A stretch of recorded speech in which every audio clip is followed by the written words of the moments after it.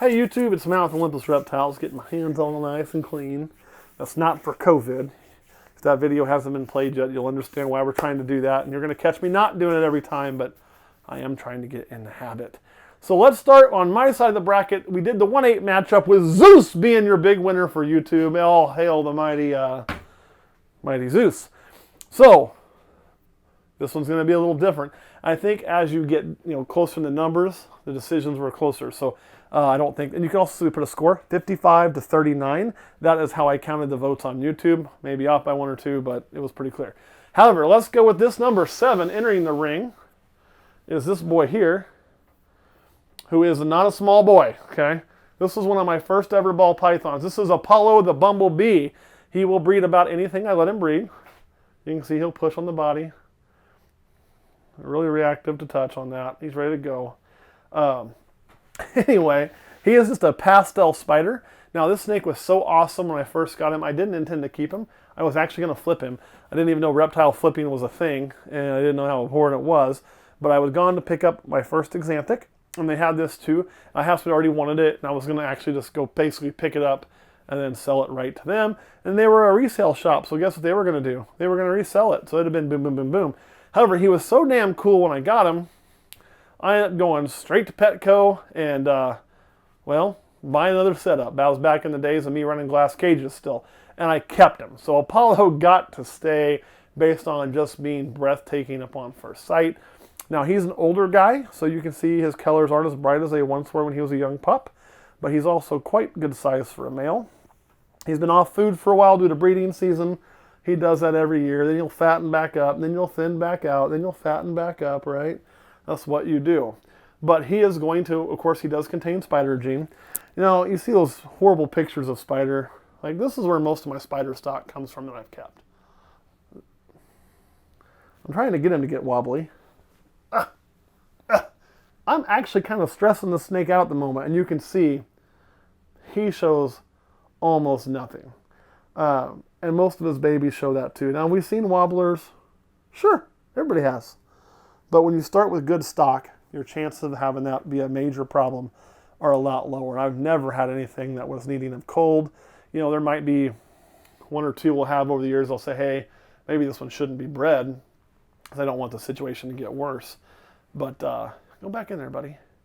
But as you can see, this snake is perfect. I mean, if you didn't know what you were looking for, you would never know there was a problem at all. And that's actually the majority of them, right? He was also the first ball python to ever bite me. So he popped that virginity, if you will. He latched onto my thumb in a feed bite. Didn't even know what happened until I rolled over my hand because my hand itched. And he was like, oh! I was like, oh, damn. So it's not that bad. So that is Apollo, the pastel spider, also known as a bumblebee. One of my very first ball pythons ever. Right there. That guy. Let's get on to number 2 seed. Now, he is up against a tall task. A part of me is pulling for that guy because he was, very, very early on in my collection. But man, oh man, did he have a rough draw. He had a rough draw, guys. This is a snake that's hard to beat. I mean, hard to beat. I feel bad for Mr. Apollo because I don't think he can beat this guy. So what this is, what you're looking at here, is a pastel lesser desert ghost. Whew! Man, these things are smoking. So clean in the pattern. Get that coconut off of there. So clean in the pattern. The head stamp is beautiful. The desert ghost just does so much for the snake. It is a gorgeous, gorgeous animal. I mean, you really can't beat the look of that. It's one of my favorite animals as far as look goes in my collection. Just phenomenal, right? Just phenomenal. So now she's going to pass on. Pastel is, oh yeah, he. I always say she. It is a he. We are voting on the men's bracket. Pastel, of course, is, you okay there, buddy? It is an incomplete dominant trait. So it can pass on pastel to approximately 50% of its babies. It's got a 1 in 2 chance. The lesser is also an incomplete dominant trait, but it can make bells if paired together. Allelic with a lot of things, so it's a gene I really like. And the desert ghost, not to be confused with desert or ghost, is a completely separate gene. is a recessive. So it's going to pass that on to every single baby it has in the heterozygous form, not in the homozygous form. So it won't make visuals. Let's bred to another desert ghost. You might see some of those on the female bracket. We'll see. Actually, none of them will probably be ready yet.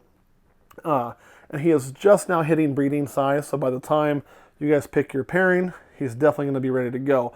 One advantage Apollo does certainly have over him is Apollo is a proven breeder. Apollo gets shit done. He was the first snake I ever used as one of my breeders, and he is a tank. This guy's brand new, so there is a chance he could, you know, flame out on me. I don't think you will, but it's always an option, right? So this is the Pastel Lesser Desert Ghost. Let me put him back up. Here you go, dude.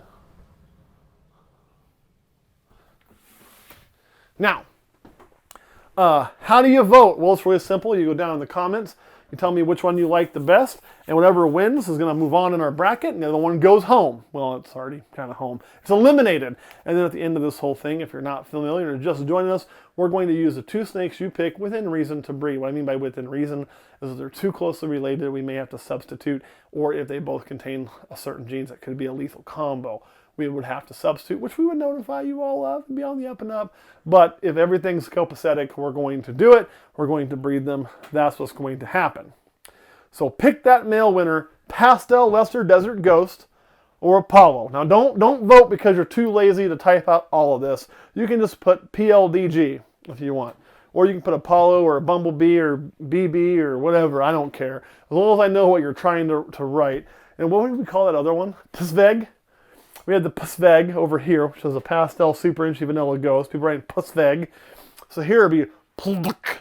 It almost sounds maybe Czechoslovakian or Russians, maybe German. So you can write Apollo or it's really hard to do that when there's no vowels, guys. Kurt, anything you want to add?